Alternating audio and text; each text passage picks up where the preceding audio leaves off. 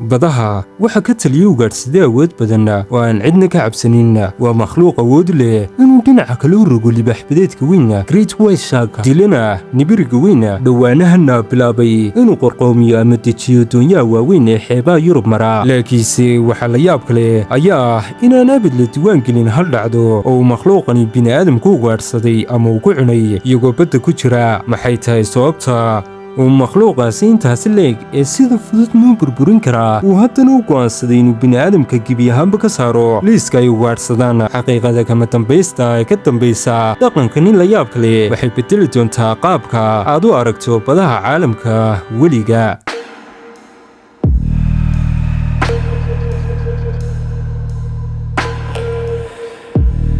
muddo qarniya bini'aadamku waxay makhluuqani u arki jireen wax laga naxo argagax leh. qoraa hore oo lagu magacaabi jiray Pliny the Elder wuxuu ku tilmaamay xayawaankani hilib aad u weyn oo ku hubaysan ilka axmaqiya. si kastaba haatee magaca killer whale ama nibiriga dilaaga dhab ahaantii waxuu ka dhex dhashay turjumaad khaldan oo la sameeyey iyo indhaindhayntii badmareenadii hore Isbaanishka iyo qowmiyadda Basco markii ay arkeen makhluuqani oo si qorshaysan u goodoominaya nibiryada waaweyn kadibna dilaya. waxay si cabsi ka muuqato ugu bixiyeen magaca Assassina Balenes oo macnaheedu yahay dilaaga nibiriga. markii magacaasi loo turjumina afka Ingiriiska ay kelmadii isweydaarteen waxayna noqdeen killer whale ama nibiriga dilaaga, taasoo xayawaankani ka bixisay sawir khaldan oo inuu yahay nooc nibiriga dhigmiiratada ka mid ah. laakiinse xaqiiqadu waxay tahay xitaa ma aha nibiri xayawaankani. dhanka cilmiga ah marka laga eego xayawaankani waxaa lagu magacaabaa orka dhab ahaantii waa xubinta ugu weyn uguna awoodda badan qoyska dolphiniska. si guudna waa qayb ka mid ah noocyada nibiriyada ilkaha leh. magac bixintooda oo cilmiyeysan waa orcanis orca waxaanu ka yimid kelmadda orcus oo ahaa ilaahay dhulka hoostiisa ee dadkii hore Roomaanku aaminsanaayeen si ay magacaasi cabsida le uga dhabeeyaan. haddaba abuurta ilaahay waxay orka siisay qaab dhismeed jidheed oo aad u dhammaystiran. labka qaangaadhka dherarkiisu waxa uu gaadhaa ku dhowaad 10 mitir, culayskiisuna waxa uu gaadhaa ilaa 10 tan, taasoo leh qiyaas u dhiganta baaxadda bas dhexdhexaada. dhabarkooda waxaa si weyn ugu dul taagan baal qurux badan oo dherarkiisu kor u gaadhi karo ilaa 2 mitir. inkasta oonu haba yaraatee wax lafaa lahayn haddana baalkani wuxuu si buuxda uga samaysan yahay maqaar borotiina oo aad u adag collagen. baalkani keliyaatu ma adeego sidii shookaanta doonta oo kale isagoona ku socda xawaare gaadhiya 56 kilomitir saacadiiba, balse waa qalab weyn oo jidhkooda ka caawiya inay iska saaraan kulaylka saa'idka markay ku jiraan orodka iyo bacsiga. xawaarahaasi waxa weeliye hubkooda ugu naxdinta badan oo ku dhex qarsoon daamankooda soo taagtaagan dhexdooda. waa ilko aad u waaweyn oo qalloocan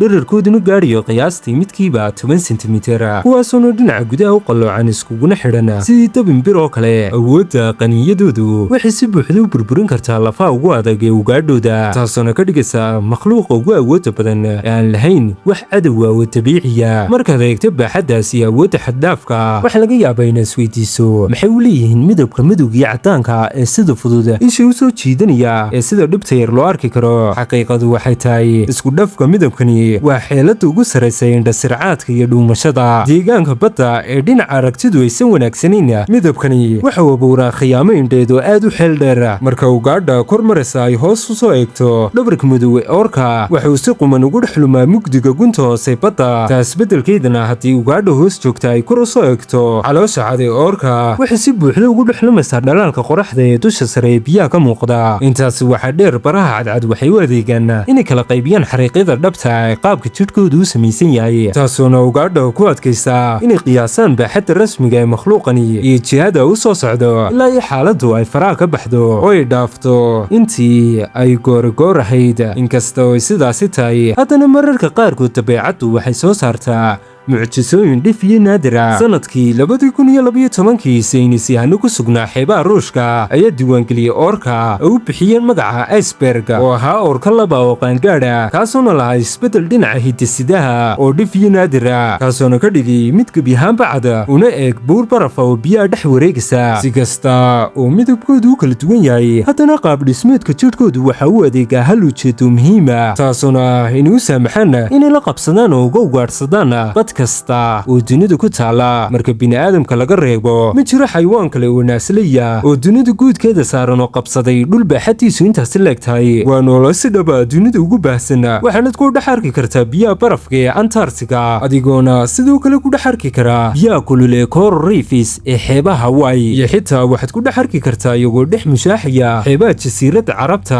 halkaasoo heerkulku biyuhu gaadho ilaa iyo 30 digrii awoodan la yaab kale ee heerkulka jirkooda ay ku maamulayaan waxay ka timaadaa baruur aad u qaro weyn oo dhimicdeedu gaadhayso ilaa 10 sentimitir taasoo ku areeraysan jirkooda oo dhan tan waxa uu dheer habdhis dhiig wareego cajiiba kaasoo awood u leh inuu kulka jirkooda ka saaro ama ku dhaxayo isagoona raacaya hadba baahida deegaanka ay ku jiraan siduu yahay si haddaba u joogteeyaan dhismaha si jidheed baaxad leh habdhismeedka diiramaadka jirkooda orkadyadu waxay u baahan yihiin tamar aad u badan oo dhanka cuntada celcelis ahaan midka qaangaadhkii wuxuu maalin kasta u baahan yahay inuu cuno qiyaastii 135 kiilo hiliba gaajadan aan dhereg lahayn waxay ka dhigtay gacan ku-dhigilayaasha ugu xeelada badan badaha iyagoona liiska cuntadooda ay ku jiraan in ka badan 140 nooc oo noola laga soo bilaabo kaluumada yaryar diindiinka badda pinguiniska geelmaanyada hoombarada qayba ka mid a dolphiniska ilaa laga soo gaadhiyo makhluuqa loo arko inuu yahay qarowga badaha ahna ugaadhooda ugu caansan waana libaax-badeedka weyn great white shark sanado badan khubarada cilmiga baduhu waxay la yaabanayeen meydadka libaax-badeedyo tiro badan oo ku soo caariday xeebaha koonfur afrika kuwaasna jidhkoodu wada caafimaad qabay marka laga reebo calooshooda dilacsanayd iyo beerkooda oo meesha ka maqnaa waxaa soo baxday in arrintani ka dambeeyeen kooxo orka ah waxay barteen goldoloolada iyo meeshay ka daciifsan yihiin libaax-badeedyadu una horseedi karta dhimasho haddii dhinaca kale loo rogo ama loo gediyo libaax-badeedku wuxuu galaa xaalad neerfayaasha curyaamaan oo uusan neefsan karin taasuna ugu dambaynta keentaa inuu qorqoomo orkadiyooyinku waxay dhinaca kaga dhacaan libaax-badeedka iyagoona ku socda xawaare aad u sareeya kadibna way rogmadaan intaasi kadibna ilkooda mindida ayay u adeegsadaan inay beerka kala baxaan kaasuna isha ugu duxda badan ay tamar ka heli karaan meelaha qaar sida xeebaha Australia cabsidu waxay gaadhay heeray libaax-badeedyada waaweyne ay gebi ahaanba ka cararaan deegaanadii ay ku noolaayeen muddo bilooyin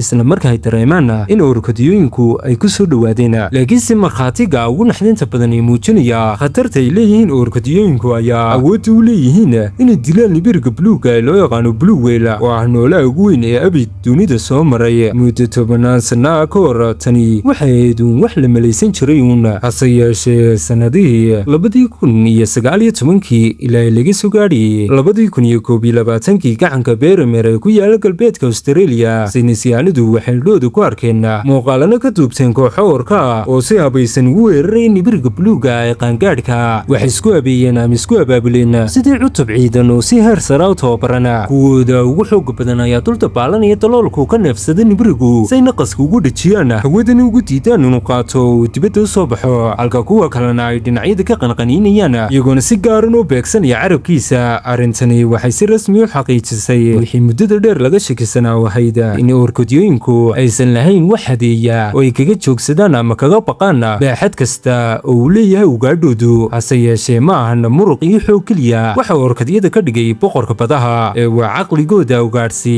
ee ku dhisan sida qorshaha si ka duwan libaax-badeedka oo isagu ku ugaadhsadaa dareen kelinima orkadyadu waxay u wada shaqeeyaan si lamid ah kooxaha kamaanduuska ee howlgallada gaarka fuliya antarctica dhexdeeda xayawaanka loo yaqaano wadal siliska waxay inta badan kaga duldhuuntaan barafka sabaynaya markay arkaan ugaadhsadahaas kooxdu kuma soo weerarto si indhala-aana taasi beddelkeeda waxay u socdaan iyagoo iskarab dabaalanaya iskuna dabaridan si ay u abuuraan hir weyn oo biya oo barafka dushiisa mara si ay wadal siliska uga soo dultuuraan barafka dushiisa uguna soo ridaan badda dhexdeeda xeebaha Fields ee Argentina orkadyadu waxay isticmaalaan xeelad ka sii khatarsan taasoona inay si uu ka saaciida xeeliga badda isugu soo tuuraan si u qabsadaan dhalaha libaax-badeedka ee xeebta ku ciyaaraya intaasi kadibna iyagoo adeegsanaya xoogga murqooda ayay dib ugu laabtaan badda farsamadani ma aha mid ay ku dhashaan samaynteeda ama ku jirta hiddasidooda balse taa beddelkeeda waa cashar ay hooyooyinku si taxadar loo baraan carruurtooda iyagoona ay ku qaadato sanado badan oo indhayn indhaynaya tijaabooyina hal qalad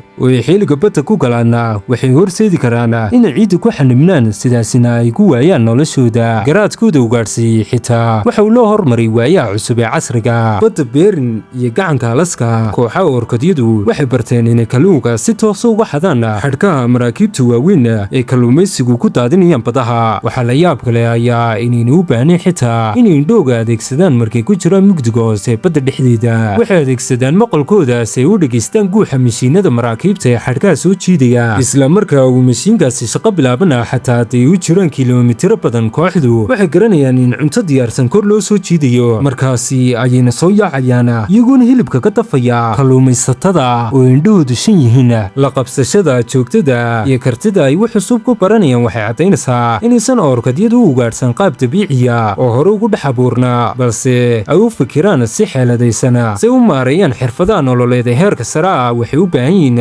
mishiin maskaxeed oo horumarsan mishiinkaasina waxa ugu dhex qarsoon yahay qalfuufka madaxooga maskaxda orkadyada qaangaadhkii waxay 4 jeer laab ka weyn tahay maskaxda bini'aadamka waxaa la yaab kale ayaa markii ay saynisyahanadu baadhitaan ku sameeyeen maskaxda orkadyada waxay arkeen qaybo aad iskugu murgacsan oo u xil saaran maareynta dareenka gudaheeda waxaa ku qorsoon shabakad neerfayaal ah oo u shaqeeya sidii wadooyin xogta ku gudbiya xawaare aad u sareeya unugyada neerfaan ee gaarkii waa isla kuwa bini'aadamka siiya kartida dareen wadaagga dabiiciga iyo awoodda ay oohintu kaga timaado murugada in orkadyadu ay leeyihiin unugyadan waxay caddayn cad u tahay inay leeyihiin nolol dareen oo aad u qoto dheer oo isku murgacsan waxay intaasi dheer orkadyadu waxay ka mid yihiin xayawaanada farakutiriska ee ku baasa imtixaanka is aqoonsiga humaaga muraayadda markay iska dhex arkaan taasuna markhaati u ah inay is yaqaanaan oo ay leeyihiin dareen aqoonsi maadaama ay leeyihiin haddaba dareenka inay yihiin shakhsiyaad gaar ah orkadyo kasta waxay leedahay magac u gaar ah oo loo bixiyo toddobaadyada ugu horreeya ee noloshooda orkadada dhalata waxay barataa dhawaqa gaarka ee qoyskooda u yaqaanaan dhawaqanina waxa uu adeegaa sidii kaadh aqoonsi oo isticmaali doonaan inta ka dhiman noloshoodao dhan horumarka dhinaca neerfayaashii waxay orkadyada ka dhigeen mid dhaafa dareenkii dabiiciga ee badbaadadoona isagoona dhidabka u aasay waxaa loo yaqaano caade dhaqameed caddayntii ugu weyna arrintanina waa in kooxaha orkadyada ee isku badda ku nooli aysan haddana marnaba isdhexgelin tusaale ahaan waqooyiga badda basifika waxaa ka jira 2 nooc oo orka ah oo aad u kala duwan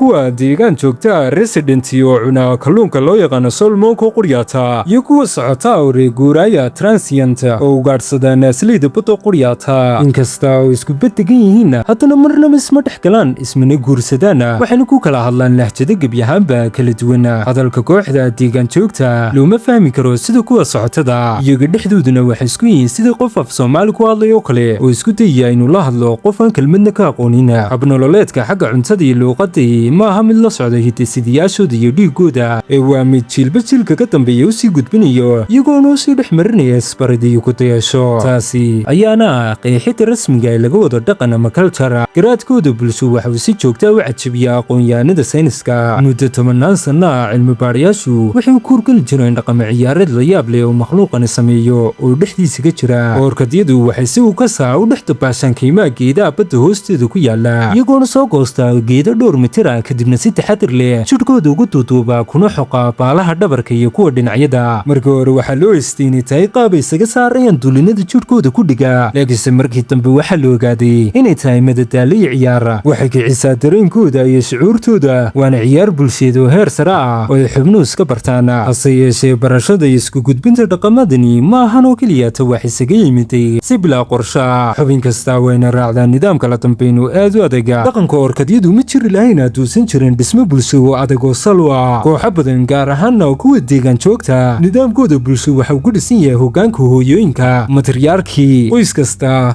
waxaa mar waliba hogaamisaa dhadiga ugu weyna carruurtooda labiyo dhadigba marnaba kama tagaan qoyska ay ka dhasheen waxayna ag joogaan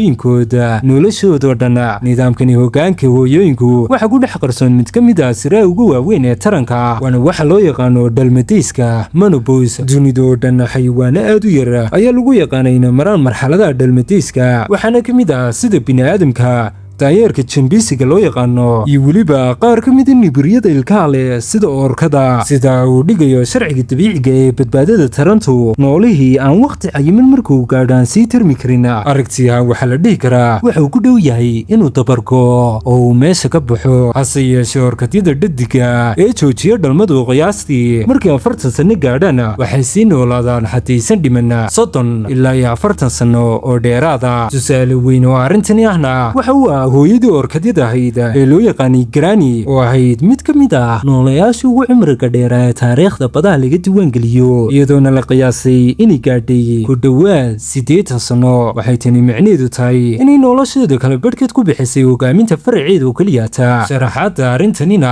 waxaa loo yaqaanaa aragtida ayeeyada grandmother hypothesis. markay joojiyaan dhalmada si ayna cuntada ugula tartamin carruurtooda, dhadigyada waayeelkii waxay u noqdaan carruurtooda bangi xogogaal oo nool u adeega qoyska oo dhan, iyagoona maskaxdooda ku haya xasuuso 10 sano jirsaday. waxay si sax u garanayaan wadooyinka loo maro kalluunka salmonka, meelahay maraan muujadaha waaweyn ee baddu, iyo weliba meelaha lagaga dhunto markay duufaanada waaweyn dhacaan. cilmi baadhisyadu waxay caddaynayaan kooxaha oorkadyada iyo hogaamiyaan ayeeyooyinku ay leeyihiin jaanisyo badbaado aad u sareeya xilliyada adag ay jirto duufaanada El Nino iyo markay cuntadu yaraato. dhismahan qoys ee aadka isugu dhoweeyey waxau abuuraa xidhiir dareen oo aad u xoog badan oo ay dhif iyo naadir tahay in lagu arko xayawaanada kale. dhacdo dhulgariir oo dhacday xagaagii sanadkii 2018 ayaa markhaati u noqotay qotodheerida nafeed ee makhluuqaadkani. bishii 7 24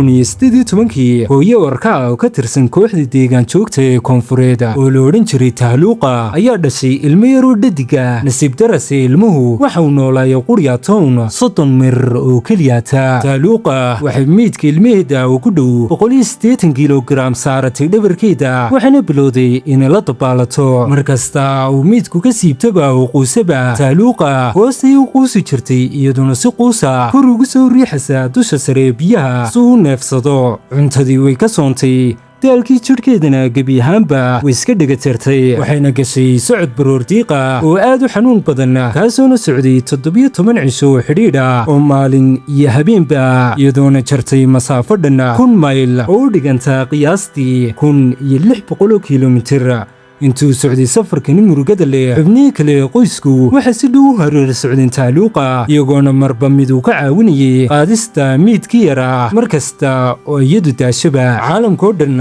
ayaa afka qabsaday markii ay arkeen muuqaaladaasi. khuburada neerfayaashuna waxay tan u soo qaataan caddayn aan la inkiri karin oo muujinaysa murugo dhaba. waa xanuun nafsadeed oo qoto dheer kaasuna ka gudbay soodmii la yaqaani, waana maragma doonto ah inay qoysaskoodu u jecel yihiin si aan ka sida aynu u jecelnahay kuweena. dhab ahaantii garaadkan sareeya nolosha nafsiga ee murgacsan waxaa qaabeeya siday oorkadu u aragto dunida ku xeeran. intaasi la fahmo ayaana furaha keliya lagu furfurayo sirta ku xeeran dhaqankooda la yaab kale markay bini'aadamka la kulmaan. hadda waxaan u imanaa su-aashii ugu dambaysay ahayd maxay ugaadhsatadan caqliga badan ee ku hubaysan daamanka adag ee lafaha burburinaya lehna xeeladaha ugaadhsiya naxariista lahayn iyo awoodda ay ku dili karaan noolaha ugu weyn caalamka oo dhan ee blue whale nibiriga buluuga uu haddana marnaba u dili waayay hal qof oo bini'aadam ah, isagoona weliba xayawaan duurjooga. dhammaan taariikhaha la diiwaangeliyey badaha, tirada dadka ay dileen oorkadyada duurjoogtay waa eber. markaaad badda dhex gasho ood quusto oo aad kafoolkafool u hor istaagto oorka, waxaad hortaagantahay makhluuq hilibcuna carnivorous oo heerkiisu aad u sareeyo, adigoo si tartiib u dabaalanaya lahayna wax qolof oo ku difaacda miciyo ama suntoona. badweynta dhexdeeda marka la joogo waxaa tahay u noolo hilba uu aad u nugul kana maran wax difaaca oo isku difaaco. siduu caqligu ku siinayna waxaa tahay cunto aad u macaan oo diyaarsan, hase yeeshee dhinacaaga ay si deganaana kuu dhaafayaan, iyagoona jaleeca xiisle kugu eegaya kadibna iska kaa dhaafaya. dhaqankani waxa uu baalmarayaa dariinadii dabiiciga ee ugaadhsadaha, kaasoona ah inuu cuno borotiinka ugu fududay uu heli karo. si xujadana daba loo furo waa inuun marka hore meesha ka saarnaa fikrad khaldan oo baahday. dad badan ayaa aaminsanay qofka badda dhex sabaynaya uu hoos ugu eegaya xayawaanka geelmaayada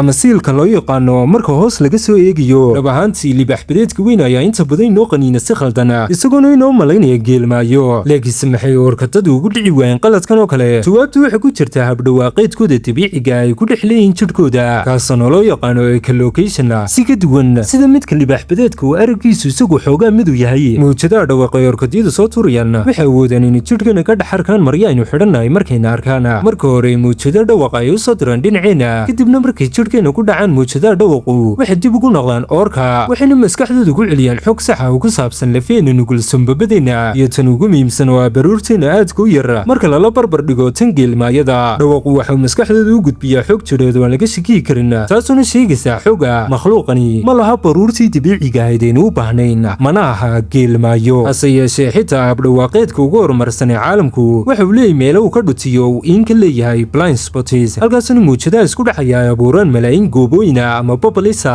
tanina waxay ka dhacdaa biyaha guntoodu dhowday halkaasuna mawjadaha isku dhexaya ay abuuraan malaayiin goobooyin ama babalisa oo hawa kuwaasoona gebi ahaanba jaawareeriya dhawaaqyada orkada tanina dhab ahaantii waa deegaankay ka dhacday dhacdadii ugu caansaneed ee isku dhaxa dhex maray bini'aadamka iyo orkadada ee taariikhda la diiwaangeliyey sanadkii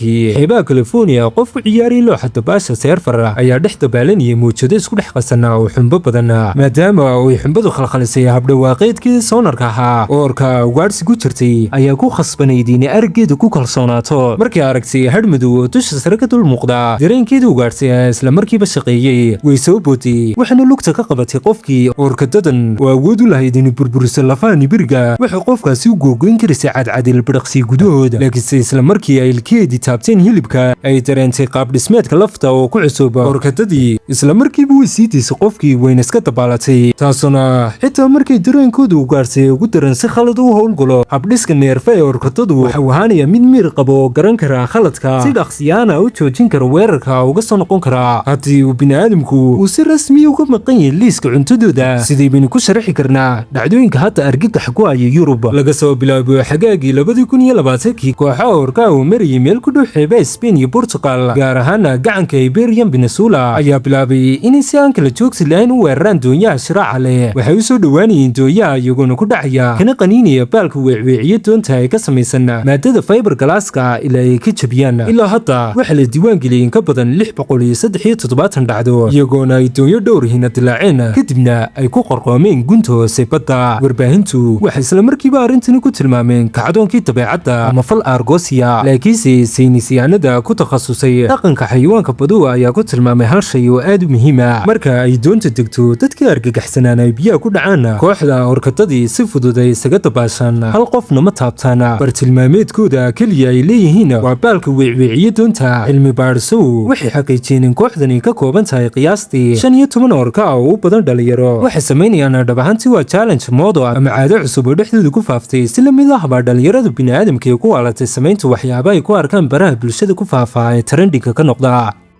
kudhaca baalka doontu waxa uu abuuraa wareegyo biyo oo xiise leh ama waxay dareemaan raaxo markay jidhkooda ku xuqaan shay adag oo socda waa nooc ka mid uun madadaalo wada jira ama layli ay ku baranayaan sida biyaha loogu dhex baratamo ama loogu dhex xawaareeyo inkasta ay u muuqdaan inay si xoog loo weerarayaan doonyaha haddana waxay si adag ugu dhegan yihiin mabda'ooda guud ay makhluuq ahaan u samaysan yihiin ee ah inaan bini'aadamka wax la yeelin waxaa nasiib darro ah in isxakamaynta la yaab kale iyo heshiiska nabadeed ee badaha ay ka dhexeeyaan annaga iyo iyagu ay bini'aadamku jabiyeen iyadoona loo sii marayo goobaha madadaalada ee xayawaanaadka lagu hayo bal qiyaas arrintani makhluuq leh maskax dareenkeedu aad u sareeyo oo baratay inay dabaalato 100 mayl maalintii isagoona islamarkaasina ku weelinaya qoyskiisa ayaa mar quryaata lagu dhex tuuraya barka sibidh ama shamiito ka samaysan oo dhowr iyo 10 tallaabo oo quryaata fidsan ballac ahaan burburkaasi ma ahan mid jidhkooda oo keliyaata waxyeelaya waxau ku keenaa xanuun dhanka dhimirka oo loo yaqaano sookosis waa waali ka dhalata go'doonka iyo xabsiga qarowga dhabtiina waxuu ka bilaabaa dhab ahaantii awooddoodii dabiiciga ahayd ay lahaayeen badda dhexdeeda orkadyadu waxay wax ku arkaan mawjadaha dhawaaqyada ay samaynayaan laakiinse marka lagu xidho barkad yara dhawaaqyadii ay soo saarayaan ayaa si joogta ugu dhacaya derbiyada sawirka iyagoona dib ugu soo laabanaya iyagoona aad u xoogan taasoona keenta inay maskaxdooda ka buuxsanto dhawaaqyo xaddhaaf iyo xanuun badan saynisyahanadu waxay ku tilmaamaan arrintan inay la mid tahay sidii aad u dhegaysanaya qayladhaantaada oo kugu soo noqnoqonaysa habeen iyo maalinba. cadaabka nafsiga intaasoo keliya tugma eka duurjoogta dhexdeeda. qoysaska orkadyadu waxay leeyihiin dhaqan iyo lahjado luuqadeed oo kala duwan, hase yeeshee xarumaa lagu soo bandhigo xayawaanadada badu waxay badda ka soo qabtaan orkadyo aan is aqoon, kadibna waxay iskula dhex tuuraan hal barked oo cidhiidhiya. in makhluuqaad aan isfahmin lagu khasbo inay hal meeloo cidhiidhiya ay ku wada noolaadaan iyagoo aan haysan meel u baxsadaan, waxay goobtii u beddeshay saaxad lagu hirdamo oo dhiig ugu daato. inta badan orkadyada barkadaha lagu hayo jidhkooda waxaa ku yaala nabaryo dilaacyo oo aad u waaweyn oo ay u geysteen ilkaha saaxiibadooda ay ku wada xidhan yihiin barkada. isku buuq iyo ciil awgeed waxay saacado badan ku bixiyaan inay ilkooda ku qanqaniinaan biraha iyo shamiitada ama sibidhka ay ku dhex jiraan. dhaqankan ay jidhkooda ku waxyeelaynayaan waxa uu ka dhigaa in ilkoodu ay dhammaadaan. marka ay timaado burburka jidhkooda soo gaadhay, waxa ugu horreeya indhaagu qabanayaan ayaa ah baalasha dhabarka kaga yaala orkadyada, gaar ahaana kuwooda labka ah. waxay u taagan yihiin markooda hore si adag oo sida seeftoo kale ah, laakiinse 100% orkadada labka ee lagu xidho barkadahaasi baalkaasi ayaa calaa dhinac u dhaca oo u laalaasamaa, maadaama uusan lafa lahayn ayna sabaynayaan markasta dusha sare biyaha iyagoona islamarkaasina aan samaynin wax dhaqdhaqaaq oo weyn. waxay keentaa midaasi in cufisjiidka dhulku uu hoos u jiido baalkooda jilicsan, halka ay ka noolaadaan orkadyada ku nool badu celcelisaan 80 sano. waxay u dhintaan kuwa barkadaha ku nool caabuq daran markay gaadhaan 20 sano oo keliya. marka noolahani garaadka badan la gaadhsiiyo heerusan xamili karin, barkadaha quraarada ka samaysan waxay isku bedelaan goobo ay faldambiyeedyo argagaxli ka dhacaan. musiibadii ugu naxdinta badnayd waxaa ka mid ah qisadii Telecom oo ahaa orko laba oo aad u weyn, culayskiisuna dhammaa 5,400 kilogram